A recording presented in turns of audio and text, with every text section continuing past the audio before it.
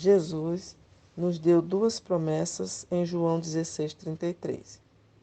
Em mim tereis paz, a primeira, e no mundo tereis aflições, a segunda. São duas partes de um conjunto, que vem em um só embrulho. Depois Jesus ainda declarou: tende bom ânimo, eu venci o mundo. Jesus disse isto legal e experimentalmente. Nós já observamos que se fizermos a mesma declaração sem a realidade acompanhante, assemelha-se ao metal que soa ou ao barulho oco. É como a frase tão comum e popular: eu te amo. Se a pessoa que a pronuncia não possui a experiência do amor, terá um som vazio.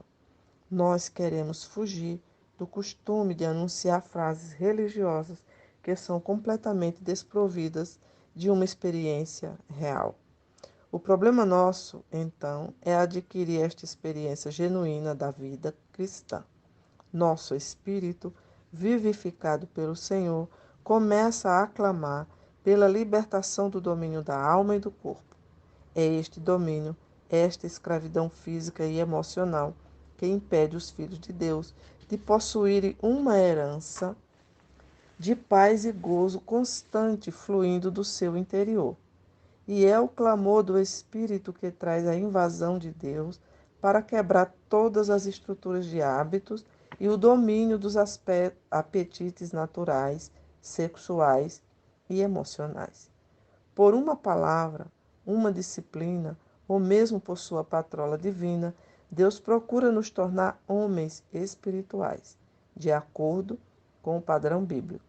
Em proporção às nossas necessidades e à nossa dureza, Ele trata conosco como Pai, até que nosso espírito domine sobre a alma e sobre o corpo com todos os seus hábitos.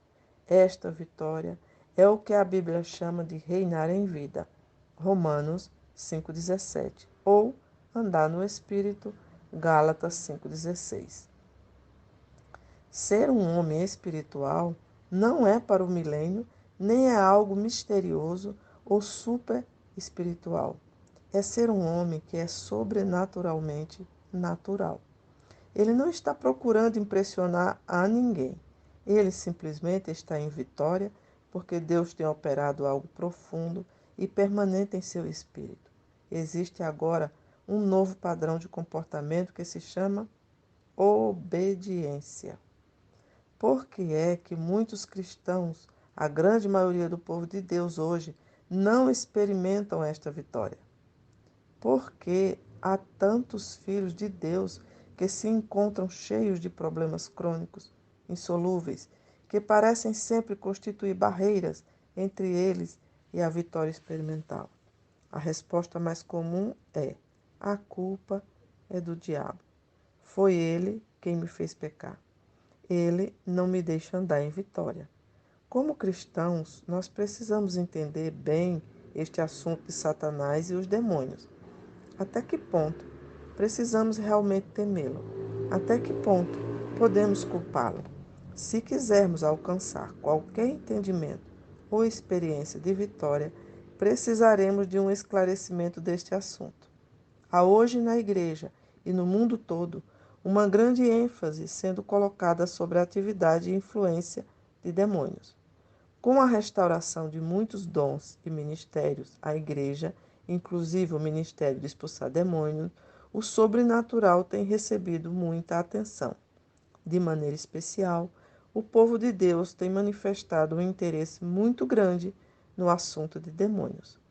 Precisamos esclarecer alguns pontos importantes que poderiam oferecer dúvidas neste assunto.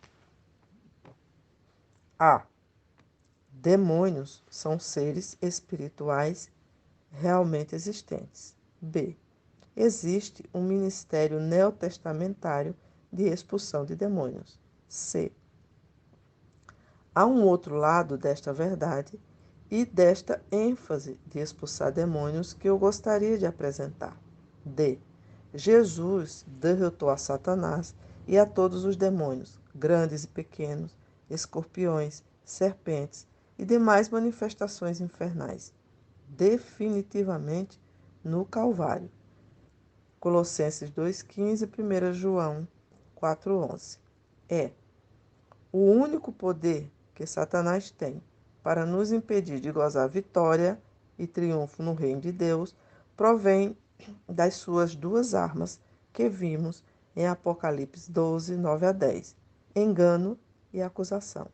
Jesus disse: Eu conquistei o mundo. Quando eu chego a dizer a mesma coisa, imediatamente o diabo aparece para lembrar-me: você não conquistou coisa alguma. Você nem conquistou a si próprio. Aí estamos naquele conflito, sofrendo acusação e engano do diabo. Mas no momento em que eu me firmo na palavra de Deus e tomo a minha herança e possessão espiritual, sem dúvida ou incerteza, não há nada que o diabo me possa fazer. Ele é exatamente como um cachorrinho que segue seu dono num passeio. O dono vira para trás e diz: volte para casa, cachorro. O cachorrinho para um pouco e logo continua seguindo. É só quando o dono muda seu tom de voz e demonstra resolução e autoridade real que o cachorrinho irá obedecer. Da mesma forma, o diabo é também. Ele conhece a voz de autoridade.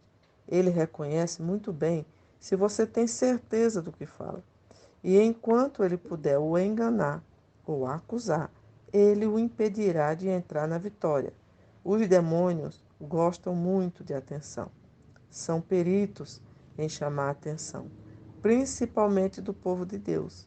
Há muitos casos em que os demônios recebem mais interesse e glória que o próprio Jesus. Eles se alimentam, se multiplicam quando recebem atenção. Quanto mais perturbação e comoção eles puderem causar com esta finalidade, mais eles florescerão. É fato conhecido de muitas pessoas neste ministério que um demônio pode ser expulso da mesma pessoa mais de uma vez.